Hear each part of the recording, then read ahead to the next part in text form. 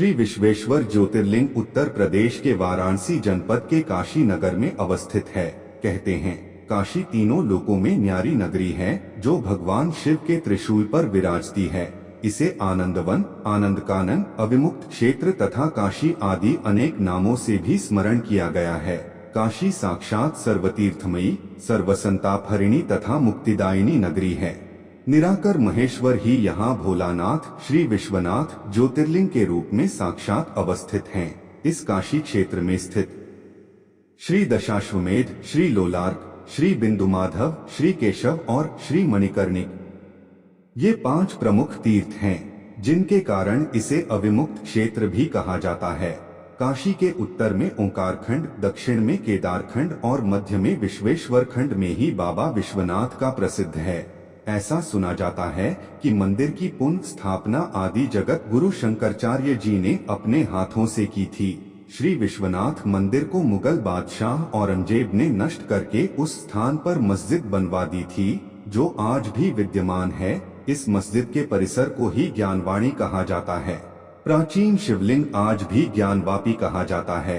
आगे चलकर भगवान शिव की परम भक्त महारानी अहल्याबाई ने ज्ञानवापी से कुछ हटकर श्री विश्वनाथ के एक सुंदर मंदिर का निर्माण कराया था। महाराजा रणजीत सिंह जी ने इस मंदिर पर स्वर्ण कलश, सोने का शिखर चढ़वाया था। काशी में अनेक विशिष्ट तीर्थ हैं, जिनके विषय में लिखा है विश्वेशम माधव ढूंढे दंडपाणे च भैरवम, वंदे काशी गुहा गंगा भवानी मणिकर्णिका। अर्थात विश्वेश्वर ज्योतिर्लिंग बिंदुमाधव, ढूंढिराज गणेश, दंडपाणी काल भैरव, गुहा गंगा, उत्तर वाहिनी गंगा, माता अन्नपूर्णा तथा मणिकर्णिक आदि मुख्य तीर्थ हैं। काशी क्षेत्र में मरने वाले किसी भी प्राणी को निश्चित ही मुक्ति प्राप्त होती है। जब कोई मर रहा होता है, उस समय भगवान श्री विश्वनाथ उसके कानों में तारक मंत्र का उपदेश करते हैं, जिससे वह आवागमन के चक्कर से छूट जाता है, अर्थात इस संसार से मुक्त हो जाता है। काशी विश्वनाथ की उत्पत्ति। काशी नगरी की उत्पत्ति तथा उसकी भगवान शिव की प्रियतमा बनने की कथा स्कंद पुराण के काशी खंड में वर्णित है। काशी उत्पत्ति के विषय में अगस्त्य जी ने श्री स्कंद से पूछा था, जिसका उत्तर देते हुए श्री स्कंद ने उन्हें बताया कि इस प्रश्न का उत्तर हमारे पिता महादेव जी ने माता पार्वती जी को दिया था। उन्होंने कहा था कि महाप्रलय के समय जगत के संपूर्ण प्राणी नष्ट हो चुके थे, सर्वत्र घोर अंधकार छाया हुआ था। उस समय सत्स्वरूप ब्रह्मा के अतिरिक्त सूर्य, नक्षत्र, ग्रह, तारे आदि कुछ भी नहीं थे। केवल एक ब्रह्म का अस्तित्व था, जिसे शास्त्रों में एकमेवाद्वितीयम कहा गया है। ब्रह्मा का ना तो कोई नाम है और न रूप, इसलिए वह मन, वाणी आदि इंद्रियों का विषय नहीं बनता है। वह तो सत्य है, ज्ञानमय है, अनंत है, आनंद स्वरूप और परम प्रकाशमान है। वह निर्विकार, निराकार, निर्गुण, निर्विकल्प तथा सर्वव्यापी, माया से परे तथा उपद्रव से रहित परमात्मा कल्प के अंत में अकेला ही था। कल्प के आदि में उस परमात्मा के मन में ऐसा संकल्प उठा कि मैं 1 से 2 हो जाऊं। यद्यपि वह निराकार है, किंतु अपनी लीला शक्ति का विस्तार करने के उद्देश्य से उसने साकार रूप धारण कर लिया। परमेश्वर के संकल्प से प्रकट हुई वह ऐश्वर्य गुणों से भरपूर, सर्वज्ञानमयी, सर्वस्वरूप द्वितीय मूर्ति सबके लिए वंदनीय थी। महादेव ने पार्वती जी से कहा, प्रिय निराकार परब्रह्म की वह द्वितीय मूर्ति मैं ही हूँ। सभी शास्त्र और विद्वान मुझे ही ईश्वर कहते हैं। साकार रूप में प्रकट होने पर भी मैं अकेला ही अपनी इच्छा के अनुसार विचरण करता हूँ। मैंने ही अपने शरीर से कभी अलग न होने वाली तुम प्रकृति को प्रकट किया है। तुम ही गुणवती माया और प्रधान प्रकृति हो। तुम प्रकृति को ही बुद्धि तत्व को जन्म देने वाली तथा विकार रहित कहा जाता है। काल स्वरूप आदि पुरुष मैंने ही एक साथ तुम शक्ति को और इस काशी क्षेत्र को प्रकट किया है। इस प्रकार उस शक्ति को ही प्रकृति और ईश्वर को परम पुरुष कहा गया है। वे दोनों शक्ति और परम पुरुष परमानंदमय स्वरूप में होकर काशी क्षेत्र में रमण करने लगे। 5 कोस के क्षेत्रफल वाले काशी क्षेत्र को शिव और पार्वती ने प्रलयकाल में भी कभी त्याग नहीं किया है। इसी कारण उस क्षेत्र को अविमुक्त क्षेत्र कहा गया है। जिस समय इस भूमंडल की, जल की तथा अन्य प्राकृतिक पदार्थों की सत्ता, अस्तित्व नहीं रह जाती है, उस समय में अपने विहार के लिए भगवान जगदीश्वर शिव ने इस काशी क्षेत्र का निर्माण किया था। स्कंद कार्तिकेय ने अगस्त्य जी को बताया कि यह काशी क्षेत्र भगवान शिव के आनंद का कारण है, इसीलिए पहले उन्होंने इसका नाम आनंदवन रखा था। काशी क्षेत्र के रहस्य को ठीक ठीक कोई नहीं जान पाता है। उन्होंने कहा कि उस आनंद कानन में जो यत्र तत्र इधर उधर संपूर्ण शिवलिंग हैं, उन्हें ऐसा समझना चाहिए कि वे सभी लिंग आनंदकंद रूपी बीजों से अंकुरित हुए हैं।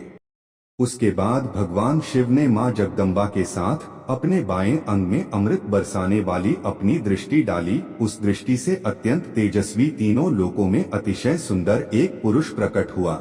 वह अत्यंत शांत, सतोगुण से परिपूर्ण तथा सागर से भी अधिक गंभीर और पृथ्वी के समान श्यामल था तथा उसके बड़े बड़े नेत्र कमल के समान सुंदर थे। अत्यंत कमनीय और रमणीय होते हुए भी प्रचंड बाहुओं से सुशोभित वह पुरुष सुरवर्ण रंग के 2 पीतांबरों से अपने शरीर को ढके हुए था। उसके नाभि कमल से बहुत ही मनमोहक सुगंध चारों ओर फैल रही थी। देखने में वह अकेले ही संपूर्ण गुणों की खान तथा समस्त कलाओं का खजाना प्रतीत होता था। वह एकाकी ही जगत के सभी पुरुषों में उत्तम था, इसलिए उसे पुरुषोत्तम कहा गया।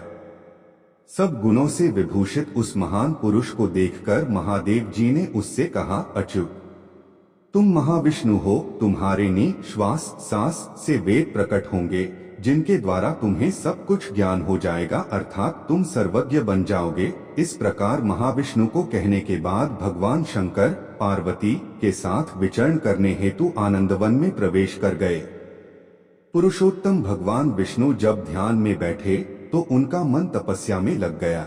उन्होंने अपने चक्र से एक सुंदर पुष्करिणी सरोवर खोदकर उसे अपने शरीर के पसीने से भर दिया।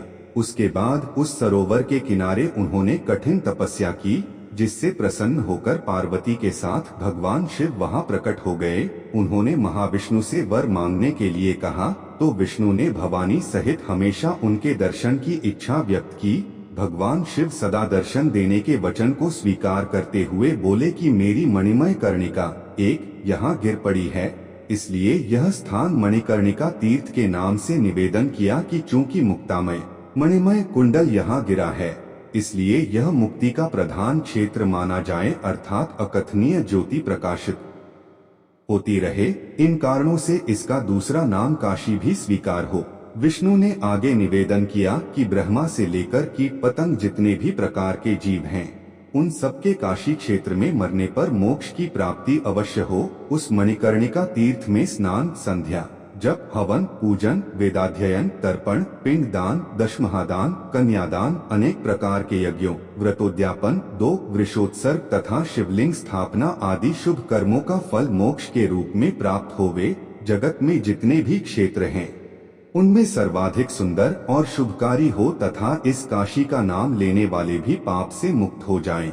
शिव पुराण के अनुसार, शिव महापुराण के अनुसार इस पृथ्वी पर जो कुछ भी दिखाई देता है वह सच्चिदानंद स्वरूप, निर्गुण, निर्विकार तथा सनातन ब्रह्म स्वरूप ही है। अपने कैवल्य, अकेला भाव में रमण करने वाले अद्वितीय परमात्मा में जब 1 से 2 बनने की इच्छा हुई तो वही सगुण रूप में शिव कहलाने लगा। शिव ही पुरुष और स्त्री इन 2 हिस्सों में प्रकट हुए और उस पुरुष भाग को शिव तथा स्त्री भाग को शक्ति कहा गया। उन्हीं सच्चिदानंद स्वरूप शिव और शक्ति ने अदृश्य रहते हुए स्वभाववश प्रकृति और पुरुष रूपी चेतन की सृष्टि की। प्रकृति और पुरुष सृष्टिकर्ता अपने माता पिता को न देखते हुए संशय में पड़ गए। उस समय उन्हें निर्गुण ब्रह्मा की आकाशवाणी सुनाई पड़ी, तुम दोनों को तपस्या करनी चाहिए, जिससे कि बाद में उत्तम सृष्टि का विस्तार होगा। उसके बाद भगवान शिव ने तप स्थली के रूप में तेजोमय 5 कोस के शुभ और सुंदर एक नगर का निर्माण किया, जो उनका ही साक्षात रूप था। उसके बाद उन्होंने उस नगर को प्रकृति और पुरुष के पास भेजा, जो उनके समीप पहुंचकर आकाश में ही स्थित हो गया। तब उस पुरुष श्री हरि ने उस नगर में भगवान शिव का ध्यान करते हुए सृष्टि की कामना से वर्षों तपस्या की। तपस्या में श्रम होने के कारण श्री हरि पुरुष के शरीर से श्वेत जल की अनेक धाराएं फूट पड़ी, जिनसे संपूर्ण आकाश भर गया। वहां उसके अतिरिक्त कुछ भी दिखाई नहीं देता था। उसके बाद भगवान विष्णु श्री हरि मन ही मन विचार करने लगे कि यह कैसी विचित्र वस्तु दिखाई देती है। उस आश्चर्यमय दृश्य को देखते हुए जब उन्होंने अपना सिर हिलाया तो उनके एक कान से मणि खिसककर गिर पड़ी। मणि के गिरने से वह स्थान मणिकर्णिका तीर्थ के नाम से प्रसिद्ध हो गया। उस महान जलराशि में जब पंचक्रोशी डूबने लगी तब निर्गुण निर्विकार भगवान शिव ने उसे शीघ्र ही अपने त्रिशूल पर धारण कर लिया। तदंतर विष्णु श्रीहरि अपनी पत्नी प्रकृति के साथ वहीं सो गए। उनकी नाभि से एक कमल प्रकट हुआ जिससे ब्रह्मा जी की उत्पत्ति हुई। कमल से ब्रह्मा जी की उत्पत्ति में भी निराकार शिव का निर्देश ही कारण था। उसके बाद ब्रह्मा जी ने शिव के आदेश से विलक्षण सृष्टि की रचना प्रारंभ कर दी। ब्रह्मा जी ने ब्रह्मांड का विस्तार विभाजन 14 भुवनों में किया, जबकि ब्रह्मांड का क्षेत्रफल 50 करोड़ योजन बताया गया है।